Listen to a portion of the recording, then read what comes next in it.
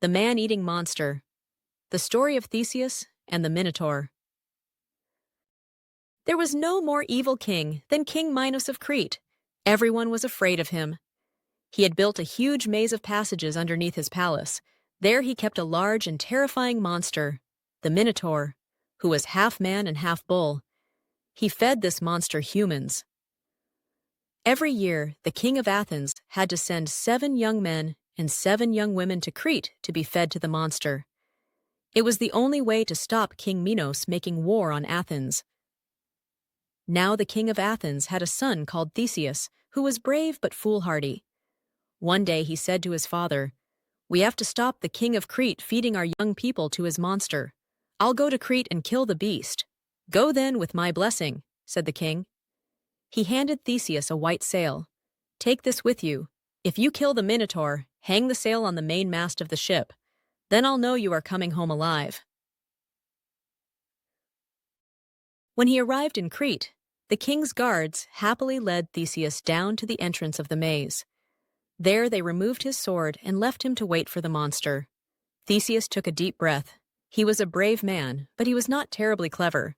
Now he didn't even have his sword with him, and even if he did manage to kill the beast, how was he going to find his way back out of the maze? Just then Theseus heard someone whispering his name. "I must be going mad," he said to himself. "No one would come here with an angry monster on the loose." But then he heard it again. There, standing behind him, was Ariadne, one of King Minos' daughters. She handed Theseus a sword and a ball of wool. Theseus was grateful for the sword, but what use was a ball of wool?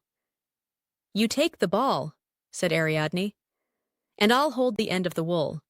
It will unravel as you walk around the maze. When you want to come out again, all you have to do is wind it up." "But why do you want to help me?" asked Theseus. "I don't like living here," said Ariadne. "I was hoping that you would take me away to Athens with you. We could get married." It sounded like a fair deal to Theseus, so he took the sword, hooked the ball of thread under his belt, and made his way into the dark, winding maze. "Good luck!" called Ariadne behind him. Slowly Theseus felt his way down the passages. He knew the Minotaur was close because he could hear its heavy breathing. Suddenly, a loud bellow made him jump. At the far end of a corridor, a pair of glowing red eyes were staring right at him. But instead of feeling scared, Theseus thought about all the people the monster had eaten. That made him brave and angry. "Come on!" he shouted. "Come and get your supper, you beast!" The Minotaur roared, shook its horns, and started running quickly towards him. Theseus waited until he was practically face to face with the monster and then quickly stepped sideways. The Minotaur grunted angrily and lurched towards Theseus again, but the young man could move much quicker than the monster. All night long the two chased each other around the maze. At last, the monster started to get tired.